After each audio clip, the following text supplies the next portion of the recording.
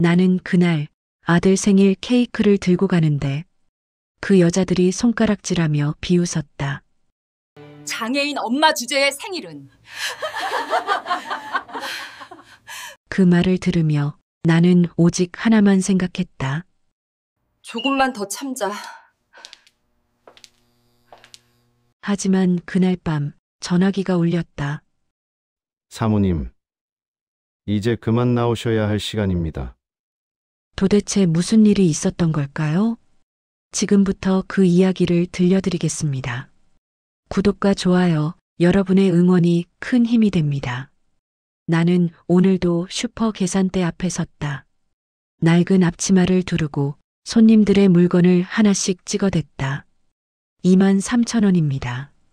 손님은 카드를 던지듯 내밀었다. 고맙다는 말도 없이. 나는 익숙했다. 이런 대우에. 오후 3시 그 여자들이 들어왔다. 박미숙, 우리 아파트 부녀회장, 그 뒤로 서너 명의 여자들, 모두 명품 가방을 들고. 어머, 여기서 일하시네. 박미숙이 나를 보며 웃었다. 비웃음이었다. 생활이 어려우신가 봐. 그러니까 애가 그렇게 되지. 순간 가슴이 찢어지는 것 같았다. 하지만 나는 참았다. 웃으며 물건을 계산했다. 6,000원입니다. 박미숙은 동전을 계산대에 던졌다. 쨍그랑. 바닥으로 몇 개가 굴러떨어졌다. 아, 미안해요. 주우세요. 나는 무릎을 꿇고 바닥에 떨어진 동전을 주었다. 그 여자들의 비싼 구두가 내 눈앞에 있었다. 저기요. 뒤에 서 있던 한 여자가 말했다. 애 학교 보내지 마세요. 다른 애들한테 피해잖아요. 그 순간 손이 떨렸다. 동전을 쥔 손이. 하지만 나는 일어섰다. 웃으며 감사합니다. 또 오세요. 그 여자들은 키득거리며 나갔다. 김 사장님이 옆에서 지켜보고 있었다. 서윤 씨, 그가 조용히 말했다. 괜찮아요? 나는 고개를 끄덕였다. 괜찮아요. 익숙해요. 김 사장님은 아무 말도 하지 않았다. 다만 깊은 한숨만 내쉬었다. 저녁 6시. 나는 집으로 돌아왔다. 작은 원룸. 지훈이가 혼자 앉아 그림을 그리고 있었다. 엄마. 지훈이가 환하게 웃으며 달려왔다. 나는 지훈이를 안았다. 꼭 오늘 학교 어땠어? 지훈이는 잠시 망설이더니 고개를 끄덕였다. 좋았어요. 하지만 나는 알고 있었다. 지훈이의 가방에 붙어 있는 낙서를 바보라고 적힌. 가슴이 무너졌다. 그때 문 앞에 붙어 있는 쪽지가 보였다. 아파트 입주민 공지. 내일 저녁 7시 커뮤니티실 입주민 회의. 나는 쪽지를 떼어냈다. 오늘 저녁 부녀의 모임이 있다고 했지. 저녁 7시. 나는 아파트 커뮤니티실 앞에 섰다. 유리문 너머로. 이미 여러 명이 모여 있는 게 보였다. 박미숙이 중앙 테이블에 앉아 무언가를 설명하고 있었다. 나는 숨을 깊게 들이마셨다. 그리고 문을 열었다. 순간 모든 시선이 나를 향했다. 10여 명의 입주민들. 그들의 눈빛이 차갑게 느껴졌다. 어머, 오셨네요. 박미숙이 웃으며 말했다. 하지만 그 웃음은 따뜻하지 않았다. 앉으세요. 마침 좋아요. 할 얘기가 있었거든요. 나는 구석자리에 앉았다. 최대한 작아지려고. 박미숙이 말을 이었다. 오늘 회의 안건은요, 아파트 환경 개선입니다. 그녀는 나를 힐끗 보았다. 특히 아이들 안전 문제요. 요즘 우리 아파트에 문제가 좀 있잖아요. 옆에 앉은 여자가 거들었다. 맞아요. 우리 애가 학교에서 그러는데 장애 있는 애 때문에 수업이 자주 중단된대요. 내 심장이 쿵 내려앉았다. 지훈이 얘기였다. 그게 그렇게 심각한가요? 한 남자가 물었다. 박미숙이 고개를 끄덕였다. 심각하죠. 다른 아이들한테 피해잖아요. 장애인은 특수학교 가야죠. 맞아요. 우리 애도 그러던데. 학부모들이 다 불만이래요. 여기저기서 동조하는 목소리가 터져나왔다. 나는 주먹을 꽉 쥐었다. 손톱이 손바닥에 박혔다. 저기요. 나는 떨리는 목소리로 말했다. 지훈이는 통합교육 대상이에요. 법적으로 보장된 권리고요. 박미숙이 코웃음을 쳤다. 법이요? 법 들먹이면 다예요? 여기는 공동체인데 다른 사람들 생각은 안 하세요? 맞아요. 너무 이기적인 거 아니에요? 입주민들의 목소리가 점점 커졌다. 그리고요. 박미숙이 팔짱을 끼며 말했다. 솔직히 말씀드릴게요. 한서윤 씨. 그녀는 내 이름을 또박또박 불렀다. 장애인 키우는 주제에 슈퍼 알바하면서 애 제대로 돌볼 수 있어요? 아이가 방치되니까 문제가 생기는 거 아니에요? 순간 귓가가 윙 울렸다. 주제에. 그 단어가 내 머릿속을 맴돌았다. 너무한 거 아니에요? 구석에 앉아있던 한 여자가 조용히 말했다. 하지만 박미숙이 날카롭게 쏘아붙였다. 뭐가 너무해요? 사실을 말하는 건데. 우리 아이들 안전이 먼저 아니에요? 맞아요. 회장님 말씀이 맞아요.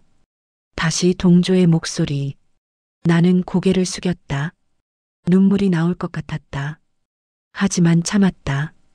이 자리에서 울면 안 됐다. 그래서 제안 드려요. 박미숙이 결론을 내렸다. 한서윤 씨 가족은 다른 곳으로 이사 가시는 게 어떨까요? 더 나은 환경 찾으시고 우리 아파트 분위기도 좋아지고. 찬성이요. 저도 찬성. 그게 서로에게 좋은 것 같아요. 손이 하나둘 올라갔다.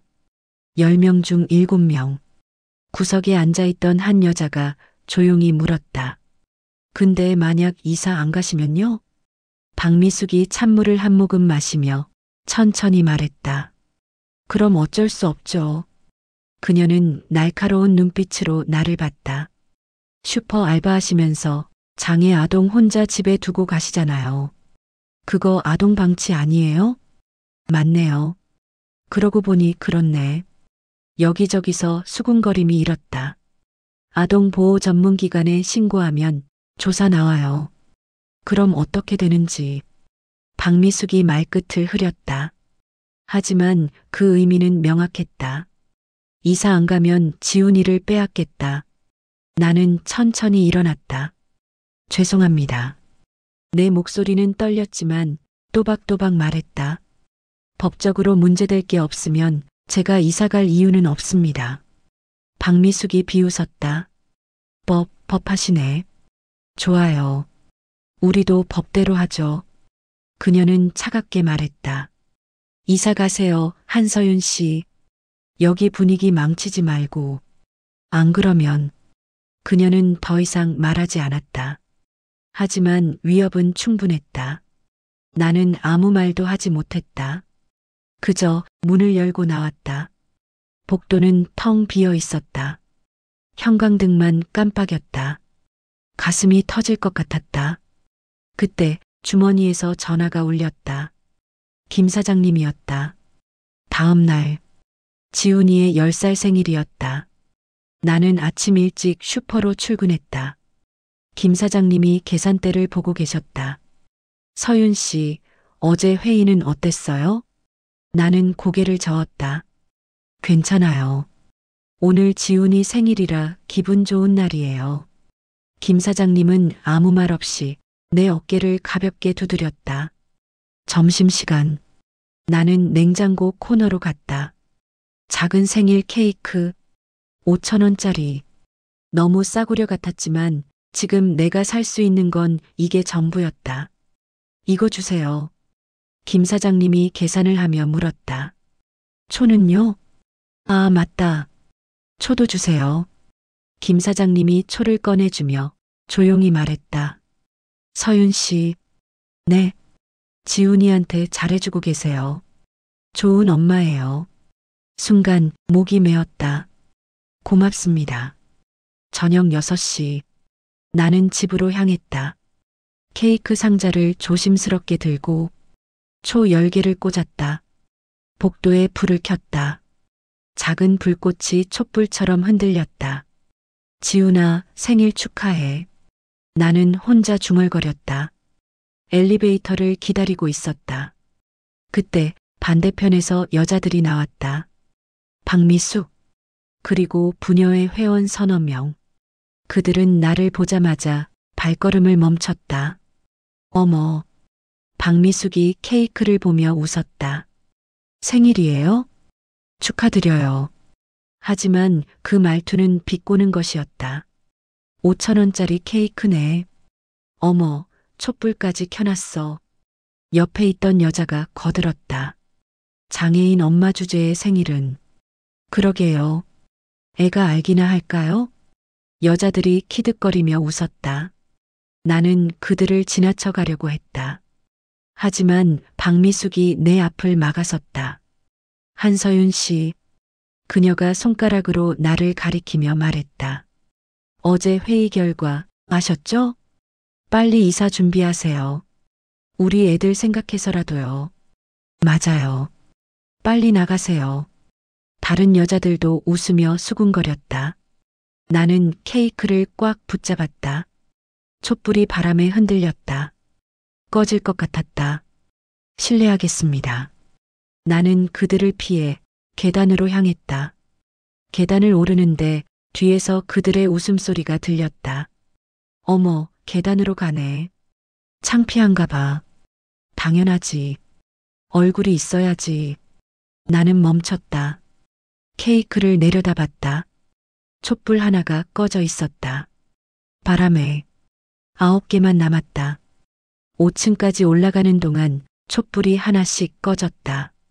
마지막 하나만 남았을 때 나는 문 앞에 도착했다. 엄마. 지훈이가 문을 열고 환하게 웃었다. 와, 케이크다. 나는 무릎을 꿇고 지훈이 눈높이에 맞췄다.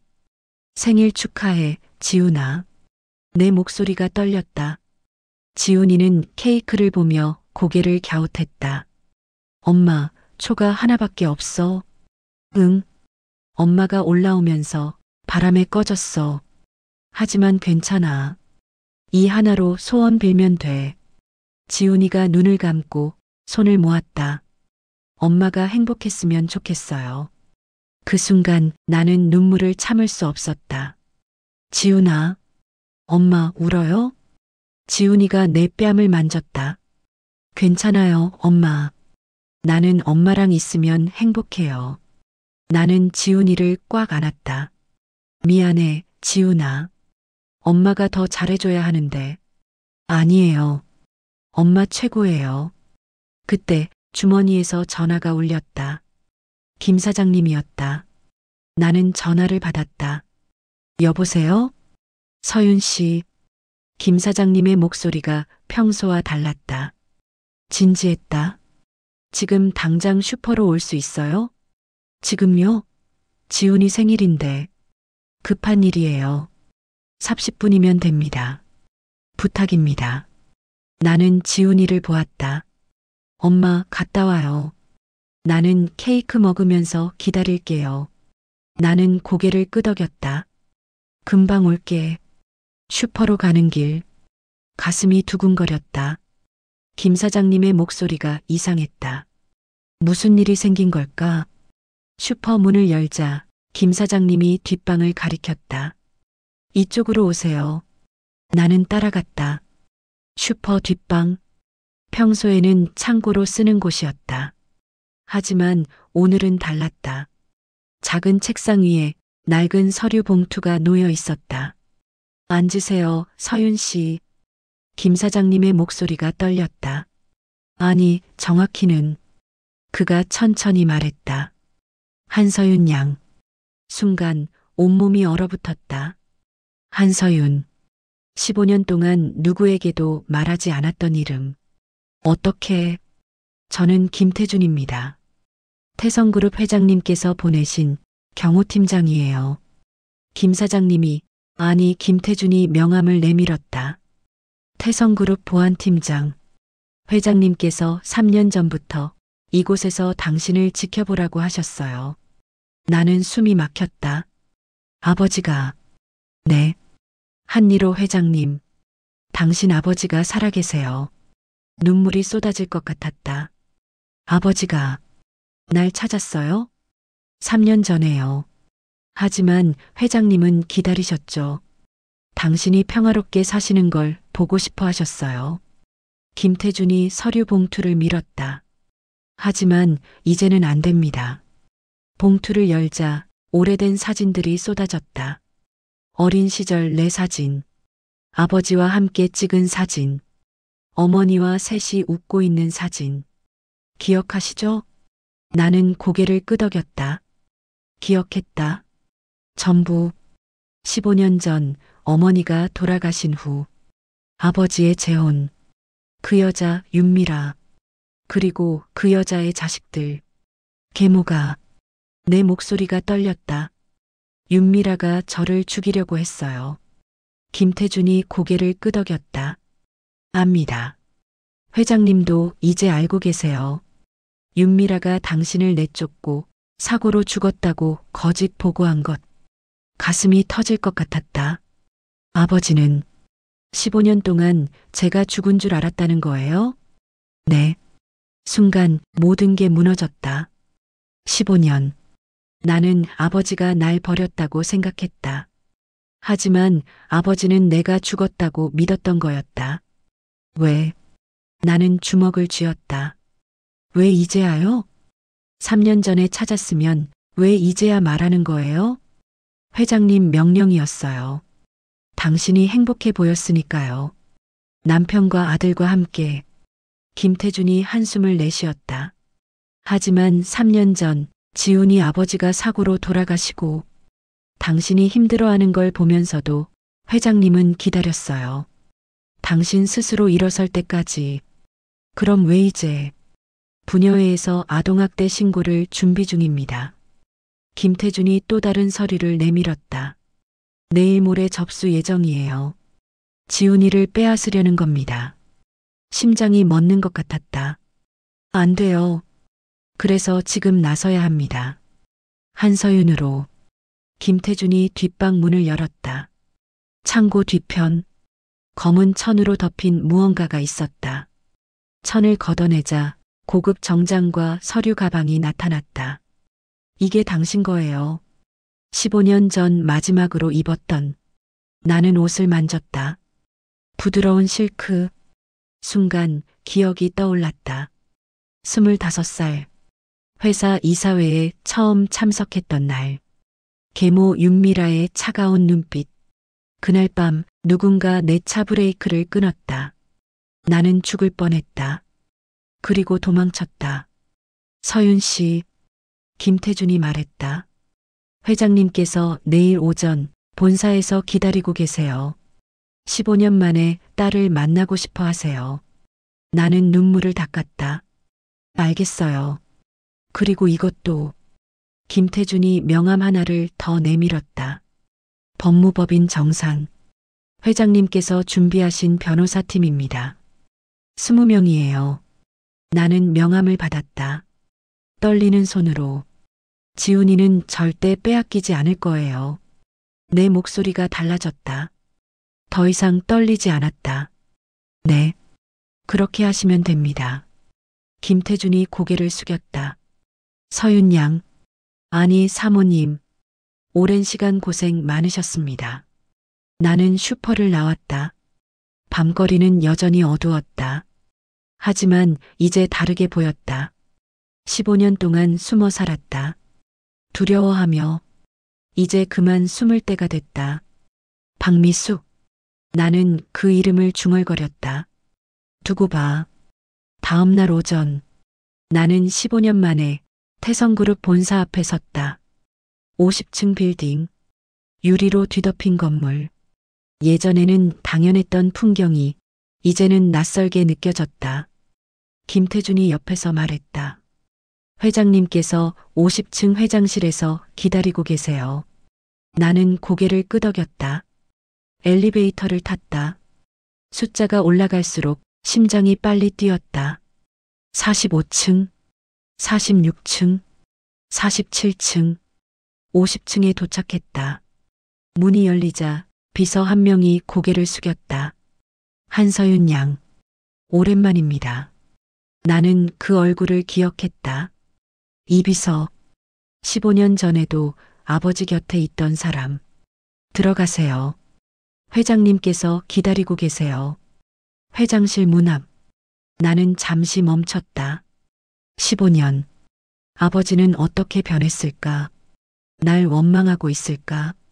문을 열었다. 넓은 회장실. 커다란 책상 뒤에 한 남자가 창밖을 보고 서 있었다. 아버지. 내 목소리는 떨렸다. 남자가 천천히 돌아섰다. 한리로. 내 아버지. 머리는 하얗게 새었고 주름은 깊어졌지만 여전히 아버지였다. 서윤아. 아버지의 목소리가 떨렸다. 그는 천천히 다가왔다. 정말 내가 맞구나. 아버지의 눈에 눈물이 고였다. 미안하다. 아버지가 널 지켜주지 못해서. 나는 참았던 눈물이 터졌다. 아니에요, 아버지. 제가 도망쳤어요. 아버지를 버리고. 아니야. 아버지가 나를 안았다. 꽉. 넌 살아남았다. 그것만으로도 충분해. 아버지는 15년 동안 널 죽은 줄 알았어. 아버지의 품에서 나는 소리내어 울었다. 15년 동안 참았던 눈물. 모든 아픔. 한참을 울고 나서야 나는 몸을 뗐다. 아버지는 의자를 가리켰다. 앉아라. 나는 앉았다. 아버지가 서랍에서 파일을 꺼냈다. 두꺼운 서류 뭉치. 이건 윤미라의 범죄 증거야. 아버지의 목소리가 차가웠다. 15년 전 내 차 브레이크를 끄는 것. 회사 자금 횡령. 그리고 너를 죽었다고 거짓 보고한 것. 아버지는 파일을 밀었다. 전부 증거가 있어. 내일 검찰에 고소할 거야. 나는 파일을 넘겼다. 윤미라의 범죄 기록. 은행 계좌 추적. CCTV 영상. 전부 있었다. 그리고 이것도. 아버지가 또 다른 파일을 꺼냈다. 부녀의 박미숙. 너를 괴롭힌 사람들. 내 심장이 뛰었다. 이건 김태준이 3년 동안 수집한 거야. 녹음 파일, 영상, 증언. 전부 있어. 아버지의 눈빛이 차가웠다. 내 딸을 괴롭힌 대가를 치르게 할 거야. 나는 파일을 열었다. 부녀의 회의 녹음 파일. 장애인 키우는 주제에. 이사 가세요. 모든 말이 녹음되어 있었다. 슈퍼에서 동전을 던진 CCTV. 복도에서 케이크를 조롱한 영상. 전부. 어떻게. 김태준이 처음부터 지켜봤어. 증거를 수집하면서. 아버지가 내 손을 잡았다. 이제 내가 선택해. 법적으로 대응할 거야. 명예훼손, 모욕, 협박. 그리고 아동학대 신고 교사. 나는 고개를 들었다. 전부 고소하고 싶어요. 아버지가 고개를 끄덕였다. 그렇게 하자. 아버지가 내선 전화를 눌렀다. 이 비서 법무팀 들어오라고 해. 잠시 후 회장실 문이 열렸다. 정장 입은 사람들이 들어왔다. 1명, 2명, 3명. 계속 들어왔다. 20명. 소개하겠다. 아버지가 일어섰다. 법무법인 정산. 우리 회사 전속 법무팀이야. 대한민국 최고의 변호사들이지. 20명의 변호사가 일제히 고개를 숙였다. 한서윤 양. 모시겠습니다. 나는 숨이 막혔다. 20명. 박미숙은 상상도 못할 것이다. 그리고 내일. 아버지가 말했다. 입주민 회의가 있다고 했지? 나는 고개를 끄덕였다. 네. 저를 쫓아내려고요. 아버지가 차갑게 웃었다. 좋아. 내가 직접 가거라. 그리고 정체를 밝혀. 하지만 두려워하지 마. 이 변호사들이 전부 동행할 거야. 그리고 아버지가 창밖을 가리켰다. 아래에 검은 세단 10대가 줄지어 서 있었다. 경호팀도 함께 갈 거다. 나는 창밖을 내려다봤다. 15년 전의 나라면 이 모든 게 당연했을 것이다. 하지만 지금의 나는 떨렸다. 서윤아. 아버지가 내 어깨를 잡았다. 넌 한서윤이야. 태성그룹의 상속녀. 더 이상 숨지 마. 나는 고개를 끄덕였다. 네, 아버지. 법무팀 대표 변호사가 앞으로 나왔다. 한서윤 양. 내일 회의에서 사용할 자료입니다. 그가 태블릿을 건넸다. 화면에는 박미숙의 모든 범죄 증거가 정리되어 있었다. 명예훼손 12건, 모욕 8건, 협박 3건, 허위사실 유포 5건, 전부 법적 근거와 함께 이걸 보여주면 상대방은 아무 말도 못합니다. 바로 경찰 조사 회부될 겁니다. 변호사가 자신 있게 말했다. 나는 태블릿을 받았다. 떨리는 손으로. 내일. 나는 천천히 말했다. 제가 직접 가겠습니다. 아버지가 웃었다. 그래. 내 딸답게. 그날 저녁. 나는 집으로 돌아왔다. 지훈이가 그림을 그리고 있었다. 엄마, 어디 갔다 왔어요? 나는 지훈이를 안았다. 응. 중요한 일 보고 왔어. 내일부터 우리 생활이 좀 달라질 거야. 어떻게요? 좋은 쪽으로. 나는 지훈이 머리를 쓰다듬었다. 내일 입주민 회의가 있다고 했지? 다음 날 저녁 7시. 입주민 회의가 열렸다. 나는 평소처럼 낡은 옷을 입고 커뮤니티실로 향했다. 지훈이는 집에서 김태준이 돌봐주기로 했다. 커뮤니티실 문을 열자 이미 20명 넘는 입주민이 모여 있었다. 박미숙이 중앙에 앉아 만족스러운 표정을 짓고 있었다. 어머, 오셨네요. 그녀가 비웃듯 말했다. 마지막이 될 텐데 늦지 않아서 다행이네요. 주변 사람들이 웃었다. 나는 조용히 구석에 앉았다. 시작하죠. 박미숙이 서류를 펼쳤다. 오늘 안건은 명확해요. 한서윤 씨 가족의 강제 퇴거 투표입니다. 입주민들이 웅성거렸다. 찬성하는 분? 손이 하나둘 올라갔다. 15명. 20명 중 15명. 반대하는 분? 침묵. 아무도 손을 들지 않았다. 그럼 결정됐네요. 박미숙이 선언했다. 한서윤 씨, 이번 달 말까지 이사 가세요. 관리규약 위반으로 강제 퇴거 결정입니다. 당연하죠. 진작 그랬어야 했어요. 입주민들이 동조했다. 박미숙이 또 다른 서류를 꺼냈다. 그리고 이건 아동보호전문기관 신고서예요. 이미 접수했어요. 내일 조사 나온답니다. 내 심장이 쿵 내려앉았다. 하지만 참았다. 지훈이를 빼앗으려고요? 나는 조용히 물었다. 박미숙이 고개를 끄덕였다. 방치하시잖아요. 슈퍼 알바하면서 애 혼자 두고. 아동학대 맞아요. 우리가 신고하는 게 오히려 도와주는 거죠. 다른 여자가 거들었다. 나는 천천히 일어섰다. 신고 취소하세요. 박미숙이 비웃었다. 왜요? 법대로 하는 건데. 법대로요? 나는 그녀를 똑바로 봤다. 좋아요. 법대로 합시다. 그때 커뮤니티실 창밖으로 검은 세단이 하나씩 들어오기 시작했다. 한 대, 2대, 3대, 계속 들어왔다. 10대. 입주민들이 창밖을 보며 웅성거렸다. 저게 뭐야? 무슨 차가 저렇게 많이.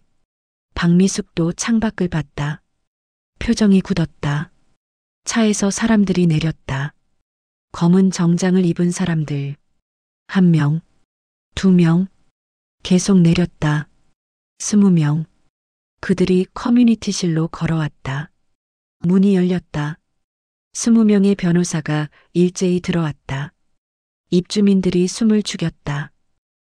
뭐예요? 박미숙이 떨리는 목소리로 물었다. 누구세요?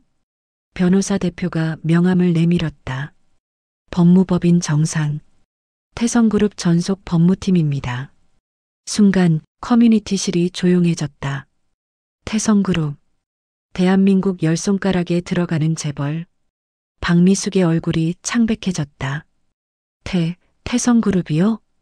왜 여기에? 한서윤 양의 법적 대리인으로 왔습니다. 변호사가 차갑게 말했다. 모든 시선이 나를 향했다. 나는 천천히 앞으로 걸어나갔다. 자기소개를 다시 하겠습니다. 나는 또박또박 말했다. 저는 한서윤입니다. 태성그룹 한리로 회장의 외동딸이자 5조 원 자산의 상속녀입니다. 입주민들이 경악했다. 뭐라고요? 저 여자가? 말도 안 돼. 박미숙은 말도 못하고 그저 입을 벌린 채 나를 봤다. 15년 전 사정으로 신분을 숨기고 살았습니다. 하지만 이제 더 이상 참을 수 없네요. 나는 박미숙을 똑바로 봤다. 박미숙 씨, 그녀가 떨었다. 명예훼손 12건, 모욕 8건, 협박 3건, 허위사실 유포 5건, 그리고 아동학대 신고 교사. 변호사가 서류를 펼쳤다. 전부 증거가 있습니다. 녹음, 영상, 증언. 3년치 자료입니다. 박미숙이 뒤로 물러났다. 저는, 그리고 입주민 여러분. 나는 다른 사람들을 봤다. 함께 동조하신 분들도 공동 불법행위로 고소합니다. 입주민들이 얼굴이 하얗게 질렸다. 지금 당장 변호사 선임하세요. 법무팀 대표가 말했다. 내일 오전 10시 서울중앙지검에 전원 고소합니다. 경찰 조사 통보 받으실 겁니다. 안 돼요. 박미숙이 소리쳤다. 저는 몰랐어요. 그냥 농담이었어요. 농담이요? 나는 차갑게 웃었다. 제 아들 생일 케이크 보고 비웃으신 것, 동전 던지신 것, 이사가라고 협박하신 것, 아동학대 신고하신 것, 전부 농담이었나요?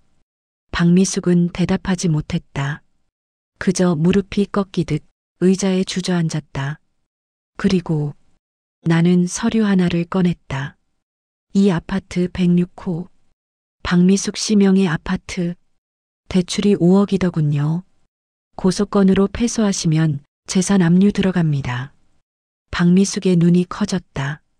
안 돼요. 그럼 우리 집이. 그건 제 알 바 아닙니다. 나는 돌아섰다. 변호사님들, 나머지는 부탁드립니다. 알겠습니다, 사모님. 사모님. 그 호칭이 커뮤니티실에 울렸다. 입주민들은 아무 말도 못했다. 나는 문을 열고 나왔다. 복도에서 김태준이 기다리고 있었다. 잘하셨습니다. 고맙습니다. 나는 처음으로 가볍게 웃었다. 그때 뒤에서 박미숙의 울부짖는 소리가 들렸다. 살려주세요. 제발. 제가 잘못했어요. 하지만 나는 돌아보지 않았다. 15년 동안 숨어 살았다. 3년 동안 굴욕을 참았다. 이제 그만 참아도 됐다. 차에 올라타며 창밖을 봤다. 커뮤니티실 안에서 변호사들이 입주민들에게 서류를 나눠주고 있었다. 고소장 사본. 집으로 가시겠습니까? 김태준이 물었다. 나는 고개를 끄덕였다. 네. 지훈이가 기다리고 있을 거예요. 차가 출발했다. 창밖으로 아파트가 멀어졌다. 더 이상 두렵지 않았다. 일주일이 지났다. 아파트는 완전히 뒤집혔다. 첫날, 경찰이 왔다. 박미숙, 부녀회 회원 5명, 입주민 10명, 전원 경찰서로 불려갔다. 명예훼손, 모욕죄, 협박, 허위사실 유포. 조사는 하루 종일 이어졌다. 나는 변호사들과 함께 모든 증거를 제출했다. 녹음 파일, CCTV 영상, 증인 진술서, 빠짐없이. 박미숙은 첫 조사에서 10시간 동안 붙잡혀 있었다. 나올 때 그녀의 얼굴은 완전히 망가져 있었다. 화장은 번졌고 눈은 퉁퉁 부어 있었다. 둘째 날, 검찰이 기소했다. 부녀의 회원 전원, 주동자 박미숙은 구속수사, 나머지는 불구속. 아파트 입구에 취재 기자들이 몰려왔다. 재벌가 딸 집단 괴롭힘 사건, 뉴스가 터졌다. 포털 사이트 실시간 검색어 1위. 박미숙. 맘카페는 즉시 폐쇄됐다. 부녀 회원들의 신상이 털렸다. SNS 계정, 남편 직장, 자녀 학교, 전부 드러났다. 댓글에는 저런 엄마 밑에서 자란 애들. 애들 학교도 알려졌네. 남편 회사 어딘데? 민원 넣어야지. 분노가 쏟아졌다. 셋째 날, 박미숙의 집에 압류 딱지가 붙었다. 빨간 종이, 아파트 106호, 압류. 이웃들이 사진을 찍어 인터넷에 올렸다. 조회수 100만. 박미숙의 남편이 이혼 서류를 냈다. 이 여자 때문에 내 인생 망했어요. 그는 기자들에게 그렇게 말했다. 박미숙은 홀로 남겨졌다. 넷째 날, 부녀의 회원들이 하나둘 이사를 갔다. 새벽에 몰래 이삿짐 센터 트럭이 와도 아무도 인사하지 않았다. 그저 손가락질만 받았다. 다섯째 날, 박미숙이 아파트 관리사무소에 왔다. 제발 한 번만 용서해 주세요. 그녀는 무릎을 꿇었다. 제가 잘못했어요. 제발 고소 취하해 주세요. 관리소장이 고개를 저었다. 저한테 말씀하셔도 한서윤 양한테 직접 가보세요. 박미숙은 울면서 우리 집 앞에 왔다. 초인종을 눌렀다. 하지만 나는 문을 열지 않았다. 그저 인터폰 화면으로 그녀가 무릎 꿇고 우는 모습을 봤다. 제발요. 한서윤 씨. 제가 미쳤었어요. 제발 한 번만 용서해 주세요. 그녀의 목소리가 복도에 울렸다. 지훈이가 내 옆에 왔다. 엄마, 저 아줌마 왜 저래요? 나는 지훈이 눈을 가렸다. 괜찮아. 엄마가 처리할게. 나는 인터폰 버튼을 눌렀다. 박미숙 씨. 네. 제 아들 생일 케이크 기억하세요? 박미숙이 울먹였다.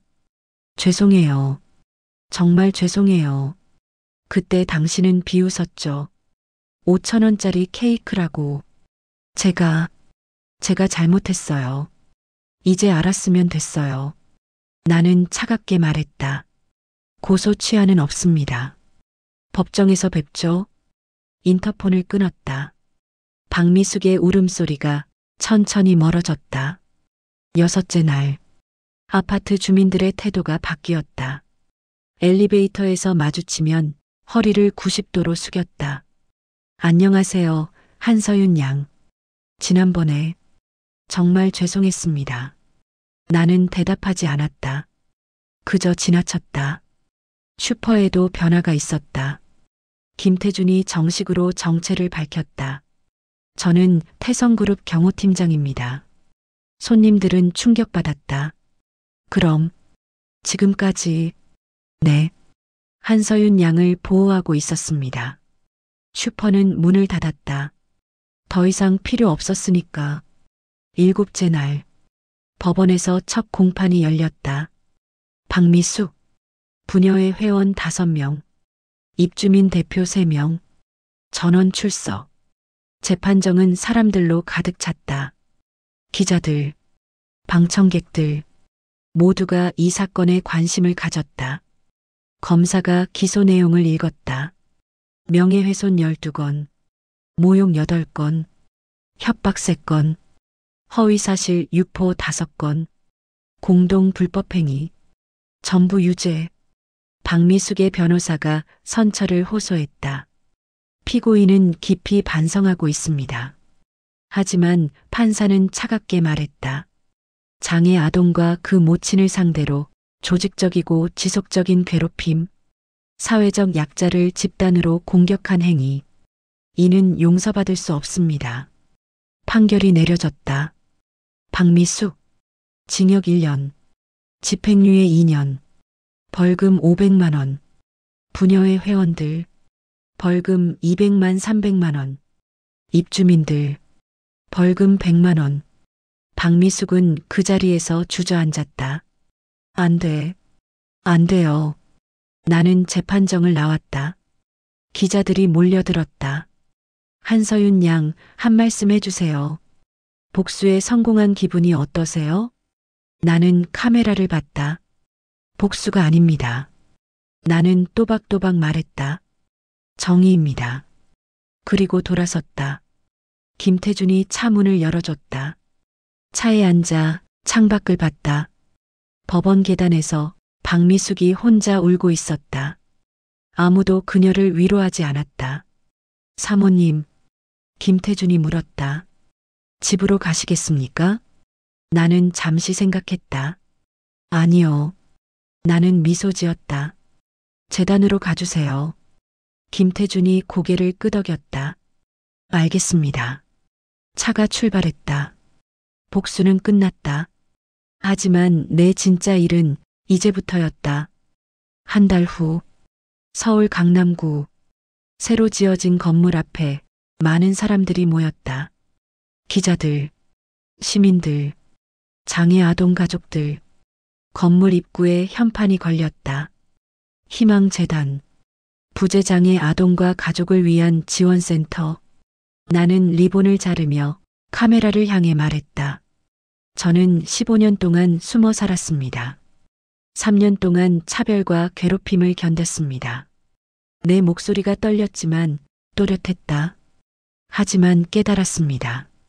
진짜 복수는 상대를 무너뜨리는 게 아니라 우리가 행복해지는 것이라고. 박수가 터져 나왔다. 기자들이 질문을 쏟아냈다. 재단 운영 자금은요? 제 개인 자산 1천억 원을 기부했습니다. 그리고 태성그룹에서 매년 100억 원을 지원합니다. 어떤 일을 하시나요? 장애 아동 교육 지원, 가족 심리 상담, 법률 지원, 그리고 취업 연계까지. 나는 미소 지었다. 아무도 혼자가 아니라는 걸 보여주고 싶습니다. 재단 1층, 아이들이 뛰어놀고 있었다.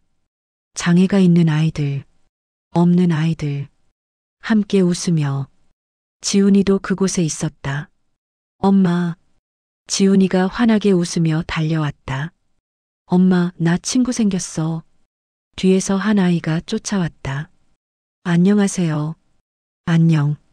나는 두 아이를 보며 웃었다. 지훈이의 얼굴엔 더 이상 슬픔이 없었다. 그저 밝은 웃음만. 지훈아. 나는 무릎을 꿇고 지훈이 눈높이를 맞췄다. 행복해? 지훈이가 고개를 끄덕였다. 응. 엄마랑 있으면 항상 행복해. 그래. 엄마도 행복해. 나는 지훈이를 꼭 안았다. 진심으로. 재단 2층. 아버지가 와 있었다.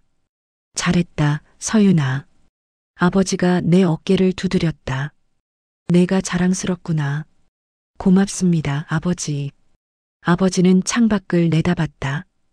윤미라는 구속됐어. 횡령죄로 징역 5년 구형됐지. 나는 고개를 끄덕였다. 알고 있어요. 미안하다. 아버지가 제대로 보지 못해서 내가 그렇게 고생했구나. 아니에요. 나는 아버지 손을 잡았다. 그 시간이 있었기에 지금의 제가 있는 거예요. 지훈이도 있고요. 아버지가 웃었다. 역시 내 딸이야. 그날 저녁, 나는 지훈이 손을 잡고 옛날 동네로 향했다. 그 아파트, 그 슈퍼. 슈퍼는 여전히 그 자리에 있었다. 하지만 주인이 바뀌었다. 새 사장이 계산대에 앉아 있었다. 나는 안으로 들어갔다. 어서 오세요. 새 사장이 반갑게 인사했다. 케이크 있나요? 네, 저쪽에요. 냉장고 코너로 갔다. 작은 생일 케이크 5,000원짜리. 나는 그걸 들고 계산대로 갔다. 이것도 주세요. 나는 초 한 봉지도 함께 샀다. 6,000원입니다. 나는 카드를 냈다. 계산이 끝나고 나는 슈퍼를 나왔다. 아파트 놀이터. 아무도 없었다. 나는 벤치에 앉아 케이크를 꺼냈다. 초 10개를 꽂았다. 엄마, 왜 여기서 케이크 먹어요? 지훈이가 물었다. 추억이 있는 곳이라서. 나는 불을 켰다. 10개의 촛불이 작은 빛을 냈다. 지훈아, 소원 빌어. 지훈이가 눈을 감았다. 손을 모았다. 엄마가 계속 행복했으면 좋겠어요. 그리고 나도. 지훈이가 촛불을 껐다. 10개 전부. 나는 박수를 쳤다. 잘했어. 엄마, 케이크 먹자. 그래. 케이크 한 조각을 지훈이에게 줬다. 하나는 내가 먹었다. 엄마. 지훈이가 입에 크림을 묻히며 물었다. 우리 이제 어디서 살아? 강남의 새 집으로 이사 갔잖아. 거기 좋아. 방도 크고 학교도 가까워. 그래. 좋지? 응. 지훈이가 케이크를 먹으며 웃었다. 나는 하늘을 올려다봤다. 별이 보였다. 3년 전 이곳에서 지훈이와 단둘이 힘들게 살았다. 동전을 주었다. 무시당했다. 손가락질 당했다. 하지만 버텼다. 지훈이를 위해. 그리고 이제 다시 이곳에 왔다. 더 이상 숨지 않는 나로. 엄마, 다 먹었어. 지훈이가 웃었다. 그래, 잘 먹었네. 나는 지훈이 손을 잡았다. 가자, 지훈아. 집으로. 응. 놀이터를 나서며 뒤를 돌아봤다. 옛날 그 슈퍼. 옛날 그 아파트. 더 이상 두렵지 않았다. 더 이상 아프지 않았다. 김태준이 차를 대기하고 있었다. 사모님, 고맙습니다. 차에 올라타며 나는 마지막으로 창밖을 봤다. 슈퍼 앞에 작은 전구 불빛이 깜빡였다. 15년 전 나는 도망쳤다. 3년 전 나는 숨었다. 하지만 이제 나는 살아갈 것이다. 한서윤으로, 지훈이 엄마로, 당당하게. 차가 출발했다. 지훈이가 내 어깨에 기대어 잠들었다. 나는 지훈이 머리를 쓰다듬었다. 고마워, 지훈아. 엄마를 지켜줘서. 지훈이는 자면서도 작게 웃었다. 창밖으로 서울 야경이 펼쳐졌다. 반짝이는 불빛들. 나는 처음으로 이 세상이 아름답다고 느꼈다. 오늘 사연 마음에 드셨나요? 다음에도 좋은 이야기로 찾아오겠습니다. 구독과 좋아요 부탁드립니다.